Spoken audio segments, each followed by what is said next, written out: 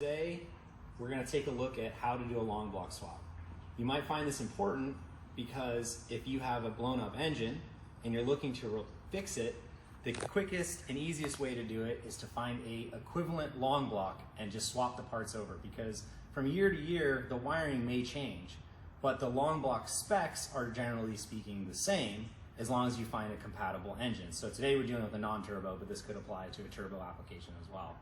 So most importantly, you need to make sure that the features that come with your engine, so that's cam position sensor type, drive-by-wire, and a few other things. If you go to our website, My Engine Blew Up, what do I replace it with? You can see all of this for the different types.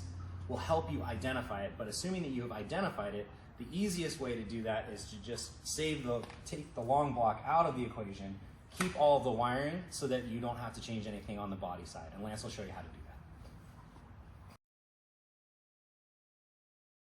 Hi, I'm Lance from iWire. We are going to be doing what's called a long block swap, and basically after you have the engine removed, you're going to want to remove the intake manifold as a complete unit, so that way you have your long block exposed and you can make the transition and changes.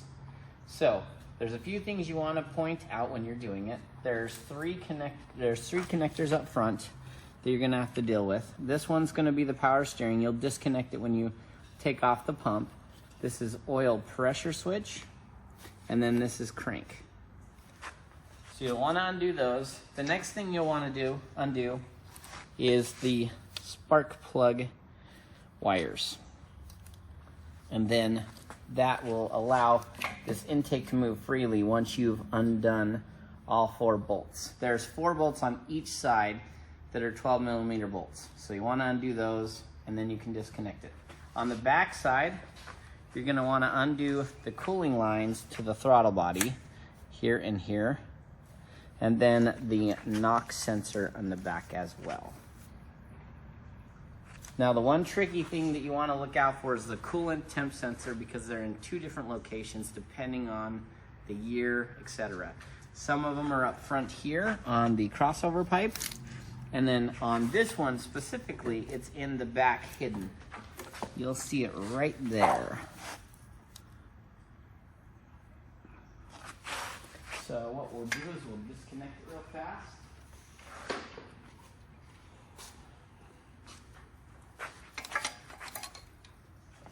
Sometimes they break. If they do break, feel free to give us a call at iWire, and we have the connector in stock. Let's pop this off. Now on the driver's side, you've got this vent tube on the valve cover you have to take off because it's tucked under the intake manifold.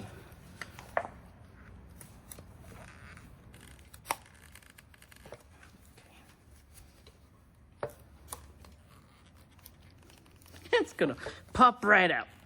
There we go. All right. Once you've undone everything you need to do, you can just remove the intake manifold slowly. If it ever binds like this, stop what you're doing, look around and assess. And right here, we have left the cam position sensor on, so you want to disconnect it. And then pull again, pull lightly, and you've got it off.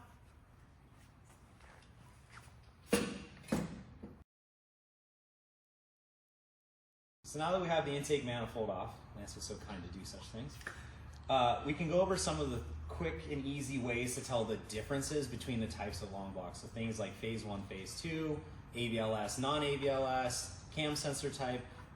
These are the most common things we're going to see on non-turbos. We have a different video that kind of goes over the turbo applications of the same thing. So you can take a look at that. So come take a look over here and we'll show you the difference between phase 1 and phase 2. So the easiest way to tell the difference between a phase 1 and a phase 2 head is to look at the bolt pattern between the intake manifold and the head. See how these are offset? That means it's phase 2. So there are a lot of options within phase 2 that are essentially using the same platform. They might have changed the electronic components, but the mechanical components are the same, so you just need to retain your original electronic components. On a phase 1, you'll see those in a direct line. They would basically go through here as a direct line. So that would be phase 1.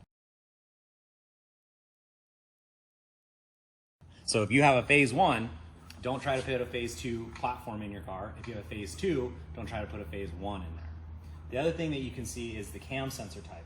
So if you come up to the front, this utilizes a 2-wire cam position sensor. Now, most NA models up to about 2012 will use something like this. Eventually, they do switch to a 3-wire cam. It's on the back. But most commonly for these older cars are going to be 2-wire. The other thing that you might care about or might need to notice is AVLS or non-AVLS, so active lift. There'll be a sensor for that. These are non-AVLS heads, so you don't see anything up here to adjust cam timing based on that.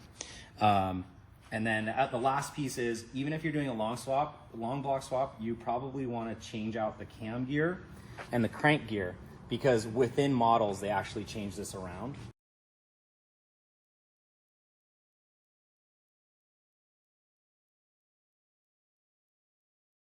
So Yeah, the long teeth, block matches. The teeth will be different too. So you'll see several different types, and you have to match the teeth with the ECU, or else it will not start. Yeah, it won't know the cam sync pattern. So on the back of this, you can't see, there are little marks. We can insert a picture there. You'll see marks, and the magnetic pickup will see where those marks are and determine where the cam position is.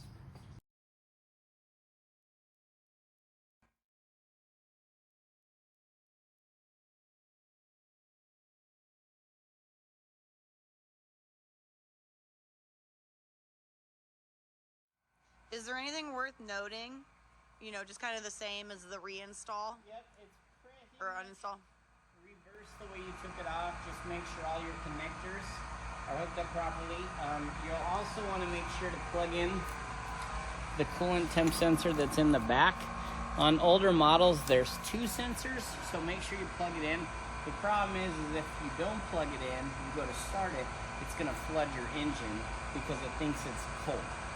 It'll go to a negative 40-degree temperature set. So.